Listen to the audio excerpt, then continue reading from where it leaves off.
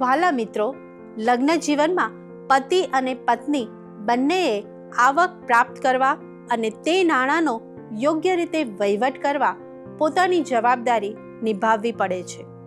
જો આ કાર્ય સમજણપૂર્વક કરવામાં આવે તો તેઓ આરામદાયક રીતે પોતાનું જીવન જીવી શકે છે. તમારા ઘરમાં નાણાંનો વહીવટ કેવી રીતે થાય છે?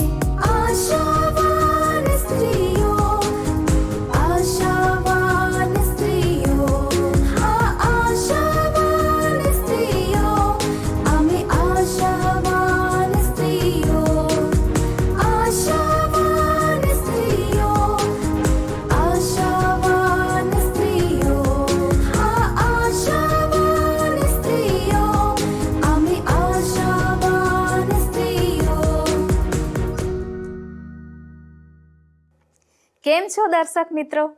આશાવાન સ્ત્રીઓ કાર્યક્રમમાં આપ સર્વનો હું પ્રેમથી આવકાર કરું છું. આપ અમારા આ પ્રસારણને નિયમિત રીતે નિહાળો છો અને આપના પ્રતિભાવથી અમને પ્રોત્સાહન પૂરું પાડો છો, તે બદલ અમે આપનો આભાર માનીએ છીએ. ગયા સપ્તાહથી આપણે બહુ અગત્યના વિષયની શ્રેણીની શરૂઆત કરી હતી. તે છે નાણાંનો વહીવટ.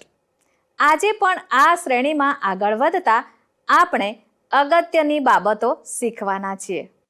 નમસ્કાર મિત્રો, અમને આશા છે કે આ અગત્યના વિષય પરનો અમારો વાર્તાલાપ આપ સર્વને બહુ ઉપયોગી બની રહેશે.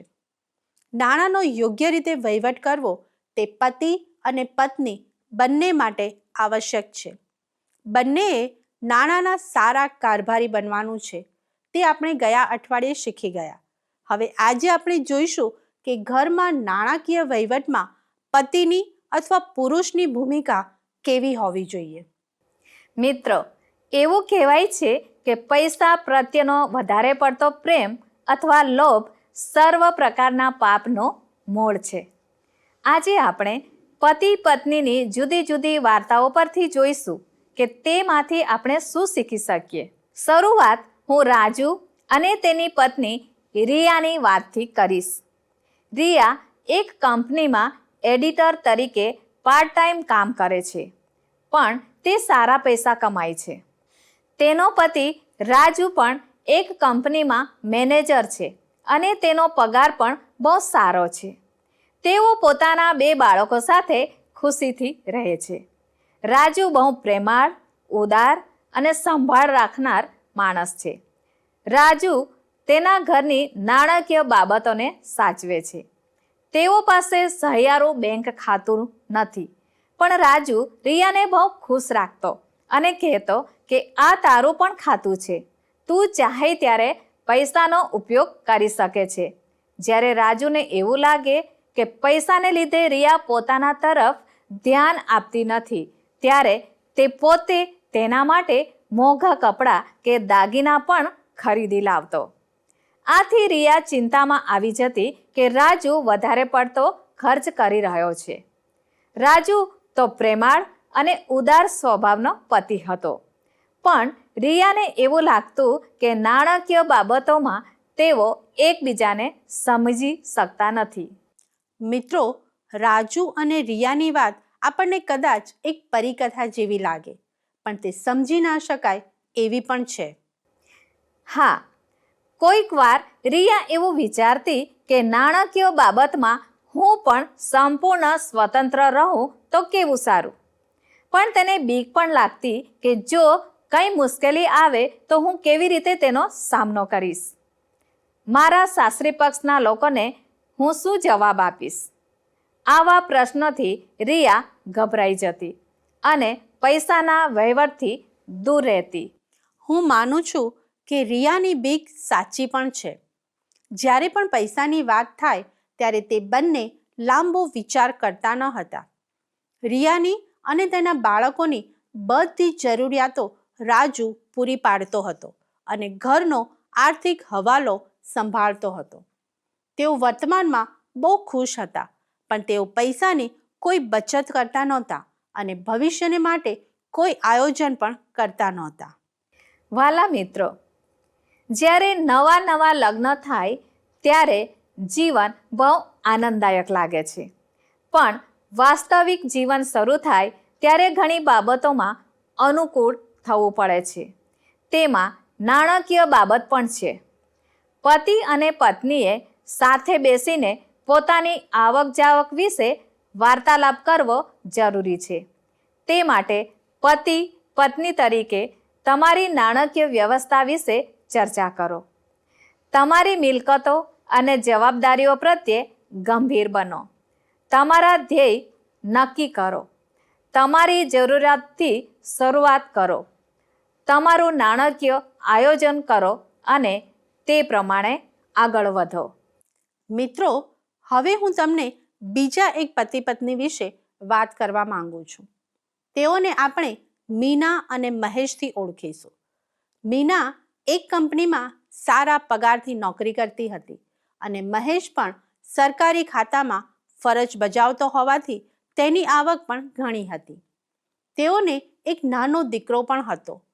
મીના એવું માનતી હતી કે તેઓની પાસે 2 સહિયારા બેંક ખાતા હોવા જોઈએ, જેથી એક ખાતામાંથી તેઓ પોતાનો ઘર ખર્ચ કાઢી શકે અને બીજા ખાતામાં બચત કરી શકે. પણ મહેશ તે માટે રાજી નહોતો. મીનાએ તેને સમજાવવા બહુ પ્રયત્ન કર્યો, પણ તે માન્યો નહીં. પોતાના દીકરાનો બધો ખર્ચ પણ મીના પોતાના પગારમાંથી જ કાઢતી હતી. મહેશ કોઈકવાર તેના માટે માત્ર કપડાં લાવતો હતો. મીનાને તે કોઈ પૈસા પણ આપતો નહીં, જેથી તે તેના બાળકનો ખર્ચ કાઢી શકે. મહેશની પાસે નાણાંનું કોઈ ચોક્કસ આયોજન નહોતું. બેંકમાં તેની પાસે પૈસા પણ ઓછા થવા લાગ્યા હતા. નાનું બાળક હોવાને લીધે મીના વધારે કામ કરી શકે તે પણ શક્ય નહોતું. મહેશની પાસે પૈસા હતા, પણ તે તેને કોઈ પૈસા આપવા તૈયાર નહોતો. મીના લોન લેવા માંગતી હતી, પણ તેમાં તે સહી કરવા પણ તૈયાર ન હતો. તેથી મીનાએ ફરીથી કામ કરવાનું શરૂ કર્યું. આમ મહેશ આર્થિક બાબતોમાં તેની પત્નીનું શોષણ કરી રહ્યો હતો. ખરેખર આ બાબત સારી નહોતી. 1 તિમોથી 6 અધ્યાય 9 અને 10માં બાઇબલ શું કહે છે તે સાંભળો. પણ જેઓ ધનવાન થવાની ઈચ્છા રાખે છે તેઓ પરીક્ષણમાં, ફાંદામાં તથા ઘણી મૂર્ખ તથા નાશકારક તૃષ્ણામાં પડે છે, કે જેઓ માણસોને વિનાશમાં તથા અધોગતિમાં ડૂબાવે છે. કેમ કે દ્રવ્યનો લોભ સઘળા પ્રકારના પાપનો મૂળ છે. મિત્રો, પૈસાનો લોભ માણસને વિનાશ તરફ દોરી લઈ જાય છે. ફક્ત પૈસા જ નહીં, પણ સોનું અને ચાંદી પણ કિંમતી છે, પણ તેના પ્રત્યેનો વધારે પડતો પ્રેમ અધોગતિમાં લઈ જાય છે. તે યાદ રાખો. ઈસુના શિષ્ય યહૂદાએ પણ ચાંદીના સિક્કા માટે પાપ કર્યું અને તેના જીવનનો નાશ કર્યો. મારી બહેનો, મીનાએ આવક મેળવવા માટે નાનું બાળક હોવા છતાં કામ કરવાનું શરૂ કર્યું, પણ મહેશ પોતાની જવાબદારી પ્રત્યે ગંભીર નહોતો. જ્યારે લગ્ન જીવનમાં પતિ પોતાની જવાબદારી સમજે નહીં અને પોતાના ઘર કે પત્ની વિશે વિચાર કરે નહીં, ત્યારે તે પત્ની માટે વધારે મુશ્કેલ બની જાય છે. તેથી આવા સમયે શું કરવું તે જો તમે જાણતા હોય તો તમે નવી શરૂઆત કરી શકો છો. સ્ત્રીઓ તરીકે યાદ રાખો કે તમે મૂલ્યવાન છો. તમે પતિનો પ્રેમ અને આદર પામવાને યોગ્ય છો. તેથી જ્યારે તમારા પતિ બેજવાબદાર બની જાય ત્યારે તમે કેવી રીતે તકલીફમાંથી પસાર થાઓ છો તે વિશે પતિની સાથે વાત કરો. પતિ કેવો પ્રતિભાવ આપશે તેનાથી ડરીને ચૂપચાપ બેસી રહેવું તે બરાબર નથી. જ્યારે તમે પતિ સાથે વાત કરો ત્યારે મુખ્ય સમસ્યા વિશે સીધી વાત કરો. બીજી બાબતોની દલીલ કરવી યોગ્ય નથી. મારી બહેનો, પત્ની તરીકે આ બધું કરો, પણ પ્રેમથી કરો, તિરસ્કાર કે કડવાશથી નહીં. તમે આ પત્નીઓ માટે બહુ સરસ સલાહ આપી. મિત્રો, અમારા શિક્ષણનો ધ્યેય એ જ છે કે પતિ પત્નીના સંબંધો મજબૂત બને અને તેઓ એકબીજાને પૂરો સહકાર આપે. હવે હું તમને ત્રીજી એક વાત કહેવા માંગુ છું. જીમી બાંધકામ વિભાગમાં સામાન્ય નોકરી કરતો હતો અને તેની પત્ની જેની સરકારી કર્મચારી હતી. જીમી મધ્યમ વર્ગના કુટુંબમાંથી આવતો હતો અને જેની ધનવાન કુટુંબમાંથી આવતી હતી. પિતાની કડક શિસ્તને લીધે જીમીએ પોતાનો અભ્યાસ પૂરો કર્યો નહીં અને ખોટી આદતોમાં ફસાઈ ગયો. જ્યારે તેની મુલાકાત જેની સાથે થઈ ત્યારે જેની પાસે તો બેંકમાં પુષ્કળ પૈસા હતા, પણ જીમીની દારૂની આદતને લીધે લગ્ન પછી થોડા જ સમયમાં તેના બધા પૈસા પૂરા થઈ ગયા. તે પછી જીમીએ મજૂરી કામ કરીને થોડા પૈસા જેનીને પાછા આપ્યા અને થોડા પૈસા પોતાની પાસે રાખ્યા. તેઓનું જીવન સંઘર્ષમય બની ગયું. તે પછી બાળકનો જન્મ થવાથી જેનીએ કામ કરવાનું છોડી દીધું. જીમી એવું સમજતો હતો કે જે મારી પત્નીનું છે તે બધું મારું છે અને જે મારું છે તે ફક્ત મારું જ છે. દારૂના વ્યસનને લીધે તે સ્વાર્થી બની ગયો અને પોતાના બાળકને માટે એક સારો પિતા બની શક્યો નહીં. તેની પાસે કોઈ બચત ન હતી અને ભવિષ્ય માટે કોઈ ચોક્કસ આયોજન પણ ન હતું. થોડા વર્ષો પછી જીમી અને જેની બંને નોકરીમાંથી નિવૃત્ત થયા. તે બંનેને પેન્શન મળતું હતું, પણ તે રકમ તો ફક્ત ઘરનું ભાડું ભરવામાં જ પૂરી થઈ જતી હતી. હવે તેઓની પાસે પૈસા નહોતા. પહેલા કરતાં પણ તેમની સ્થિતિ વધારે ખરાબ થઈ ગઈ. ખરેખર આ તો બહુ કરુણ બાબત કહેવાય. જીમી અને જેનીની વાત આપણને પડકાર આપી જાય છે. જીમી અને જેની બંને મહેનત કરીને પૈસા તો કમાયા, પણ તેનું યોગ્ય આયોજન અને વહીવટ નહીં કરવાને લીધે તેઓ નિષ્ફળ ગયા. યાદ રાખો મિત્રો, પૈસા કાયમ રહેવાના નથી.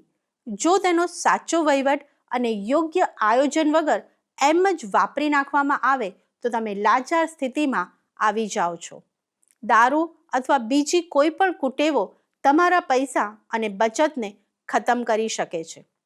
એફએસી 5 અને 18માં પ્રેરિત પાઉલ પણ સલાહ આપતા કહે છે, મદ્યપાન કરીને મસ્ત ન થાવ, એ દુર્વ્યસન છે, પણ પવિત્ર આત્માથી ભરપૂર થાવ.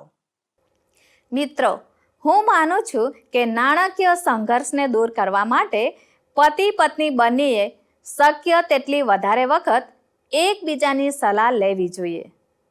આર્થિક નિર્ણયોને 2 ભાગમાં વહેંચી શકાય: ટૂંકા ગાળાના અથવા રોજિંદા ખર્ચ અને લાંબા ગાળાના અથવા મોટા ખર્ચ. પતિ અને પત્ની બંને આવા દરેક ખર્ચથી માહિતગાર હોવા જોઈએ. બંનેએ સાથે મળીને દરેક પ્રકારના ખર્ચને તેની અગ્રિમતાને ધોરણે વહેંચી દેવા જોઈએ.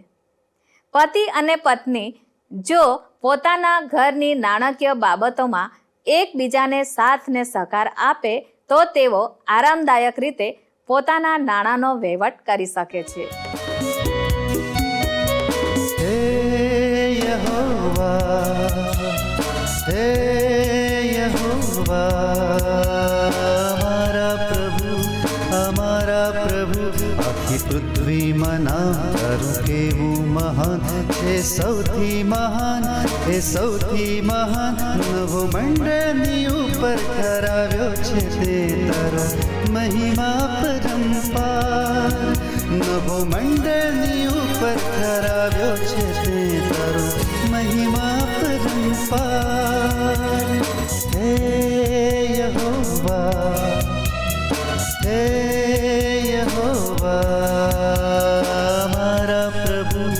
અમારા પ્રભુ આખી પૃથ્વીમાં નામ તારું કેવું મહાન છે, સૌથી મહાન એ સૌથી મહાન. નભો મંડળની ઉપર કરાવ્યો છે તે તારો મહિમા પરંપાર. નભો મંડળની ઉપર કરાવ્યો છે તે તારો મહિમા પરંપાર.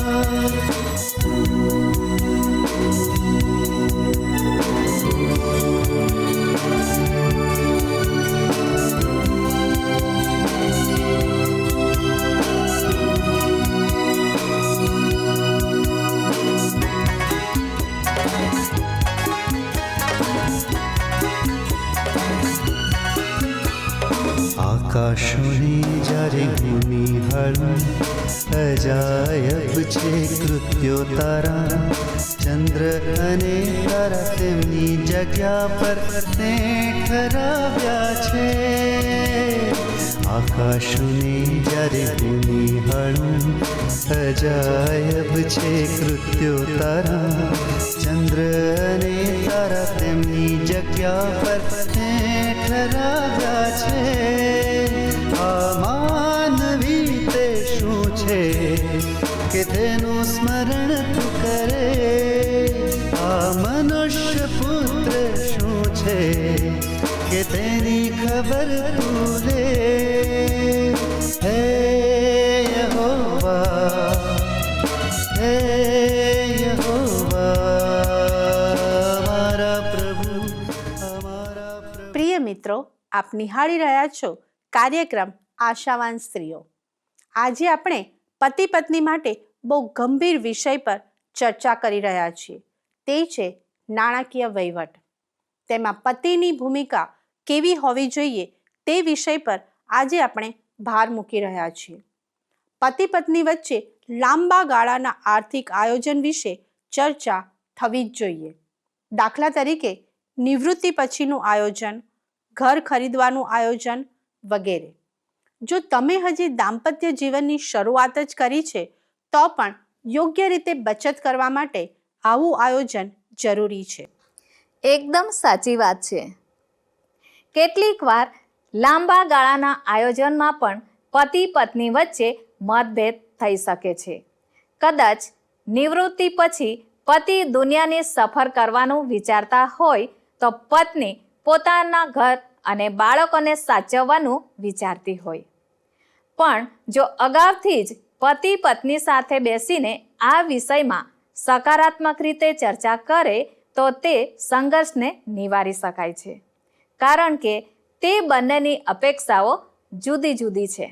હવે કેટલીક વાર પુરુષો પોતાની આવકમાંથી પોતાના મોજશોખને માટે અલગ પૈસા અથવા બેંકમાં અલગ ખાતું રાખે છે, જેથી પત્ની પાસે પૈસા માંગવા પડે નહીં અથવા પત્નીને તેની જાણ થાય નહીં. પુરુષો એવી દલીલ પણ કરે છે કે તે વધારે કમાય છે અથવા તેની આવક પર જ ઘર ચાલે છે, તેથી તે મન ફાવે એમ પૈસા વાપરી શકે છે.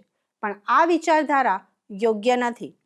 જો તમે સારા હેતુથી તમારા પૈસા ખર્ચ કરો છો તો વાંધો નથી, પણ જો પુરુષો દારૂ, જુગાર, તમાકુ, પાન મસાલા અને સિગારેટ જેવી નકામી વસ્તુઓ પાછળ પૈસા ખર્ચે છે તો તે પતિને માટે અને તેના કુટુંબને માટે પણ બહુ નુકસાનકારક બને છે. તેથી કેવા મોજશોખ પાછળ તમે પૈસા વાપરો છો તે પણ ધ્યાનમાં રાખવું જરૂરી છે. મિત્રો, લગ્ન જીવનમાં પતિ અને પત્ની વચ્ચે સૌથી મોટી સમસ્યા સ્વાર્થ વૃત્તિ છે. યાકૂબ 4:1-3 બાઇબલ કહે છે, તમારામાં લડાઈ તથા ઝઘડા ક્યાંથી થાય છે? શું તમારા અવયવોમાંની લડાઈ કરનારી દુર્વાસનાથી નહીં? તમે કુઈચ્છા રાખો છો પણ તે તૃપ્ત થતી નથી. તમે હત્યા કરો છો અને લોભ રાખો છો પણ કંઈ મેળવી શકતા નથી. તમે લડાઈ ટંટો કરો છો પણ તમારી પાસે કંઈ જ નથી, કેમ કે તમે માગતા નથી. તમે માગો છો પણ તમને મળતું નથી, કેમ કે તમે તમારા મોજશોખ પર ખર્ચી નાખવાના ખોટા ઈરાદાથી માગો છો. મિત્રો, આ વચનો જણાવે છે કે પતિ અથવા પત્નીનો સ્વાર્થ લગ્ન જીવનમાં મોટી સમસ્યા બની શકે છે. હા, જો પતિ એવું વિચારે કે મારી પત્ની સ્વાર્થી છે, હું સ્વાર્થી નથી, અને પત્ની એવું વિચારે કે મારા પતિ સ્વાર્થી છે, હું નહીં, તો તેમની વચ્ચે સંઘર્ષ વધતો જાય છે. દરેક વ્યક્તિ પોતાનો બચાવ કરે છે અને બીજાને દોષિત ઠરાવે છે. પણ જો બંને પોતાની ભૂલ સ્વીકારે અને સ્વાર્થી વલણમાંથી બહાર આવે તો તેમનું લગ્ન જીવન આશીર્વાદિત બની શકે છે. મિત્રો, આ સમયે ઈસુ ખ્રિસ્તના વલણ વિશે વિચાર કરો. તે તો આ દુનિયાના સર્જનહાર અને માલિક છે, છતાં તેઓ નમ્ર બન્યા અને માણસોનો ધિક્કાર સહન કર્યો. જ્યારે આપણે પોતાની જાતનો ત્યાગ કરીએ છીએ ત્યારે આપણે ઈશ્વર ઈચ્છે છે તે રીતે જીવન જીવી શકીએ છીએ. માથી 20 અને 24 ઈસુ કહે છે, તે સેવા કરાવવાને નહીં પણ સેવા કરવાને અને ઘણાની ખંડણીને સારું પોતાનો જીવ આપવાને આ જગતમાં આવ્યા. તેઓ સ્વાર્થી બન્યા નહીં. મિત્રો, સ્વકેન્દ્રિતમાંથી પરકેન્દ્રિત બનવું તે સમય માગી લે છે. પતિ પત્ની માટે પણ આ મોટો તફાવત લાવવા માટે ઈશ્વરની સહાય જરૂરી છે. મિત્રો, અંતમાં હું તમને બીજા એક દંપતીનું ઉદાહરણ આપવા માંગુ છું. સુરેશ અને સુનીતાના લગ્ન થયા ત્યારથી તેઓ બંને બહુ ખુશ હતા.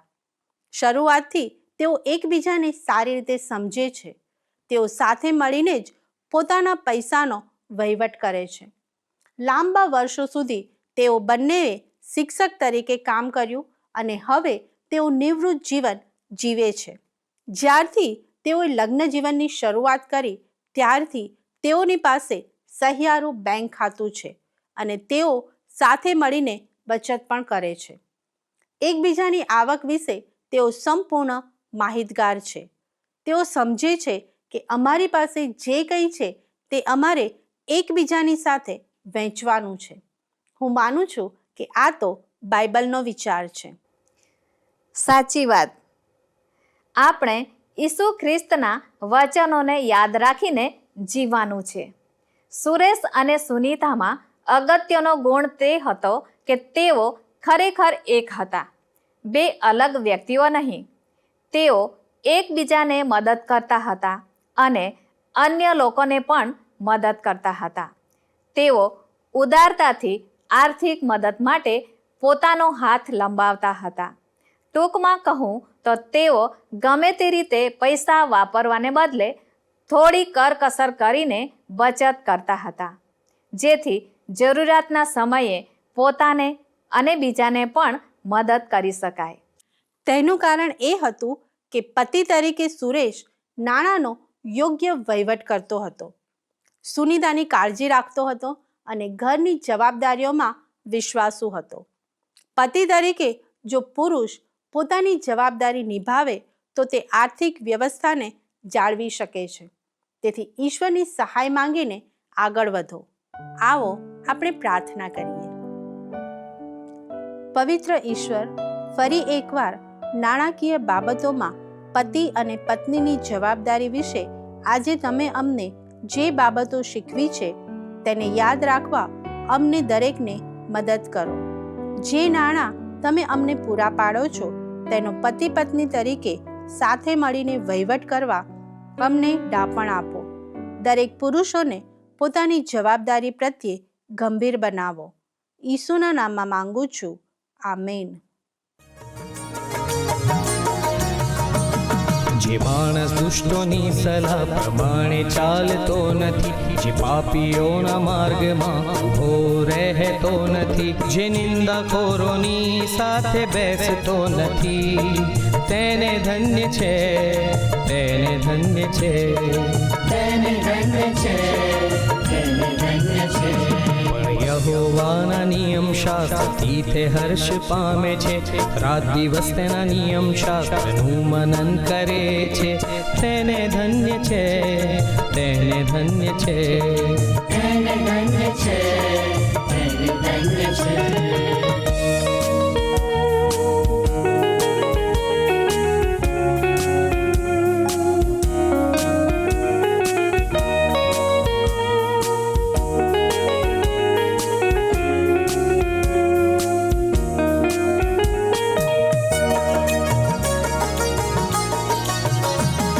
વળી તે નદીની પાસે રોપાયેલા ઝાડના જેવો થશે, જે પોતાના ફળ પોતાની ઋતુ પ્રમાણે આપે છે, અને જેના પાંદડા કદી પણ ચીમડાતા નથી, અને જેના પાંદડા કદી પણ ચીમડાતા નથી. વળી જે કાંઈ તે કરે છે તે સફળ થાય છે, વળી જે કાંઈ તે કરે છે તે સફળ થાય છે.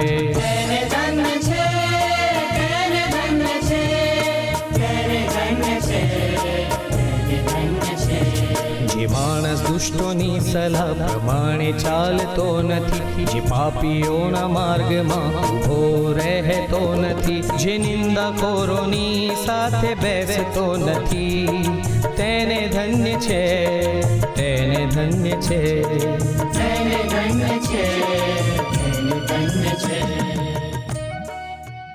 પ્રિય દર્શક મિત્રો, આ છે કાર્યક્રમ આશાવાન સ્ત્રીઓ. હું માનું છું કે અમારા આજના પ્રસારણથી પુરુષોને પણ પોતાની જવાબદારી નિભાવવા માટે ઉત્તેજન મળ્યું હશે. જો આપના પ્રતિભાવો અમને જણાવશો તો અમને ગમશે.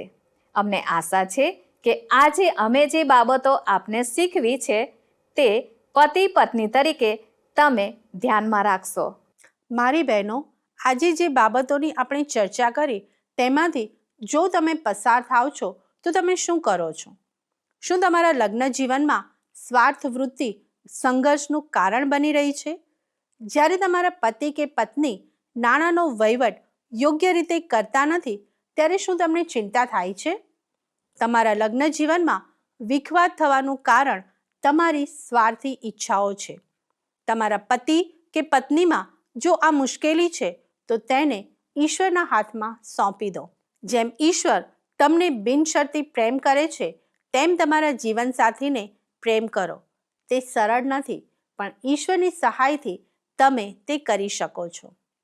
વાલા દર્શકો, અમારો સમય હવે પૂરો થવા આવ્યો છે. જો અમારો આજનો કાર્યક્રમ આપને માટે ઉપયોગી બન્યો છે તો અમને તેની જાણ ચોક્કસ કરશો. સંપર્ક માટે અમારું સરનામું નોંધી લેશો.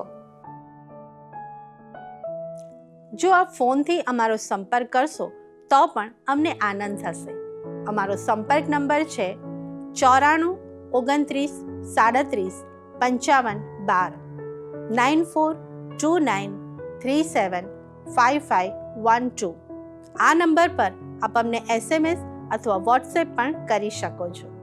ઈશ્વર આપના કુટુંબને શાંતિ અને આનંદથી ભરપૂર કરે એ જ પ્રાર્થના સાથે આપની વિદાય લઈએ છીએ. ધન્યવાદ. શું તમને આ કાર્યક્રમ ગમ્યો? અત્યારે જ અમને મિસ કોલ કરો.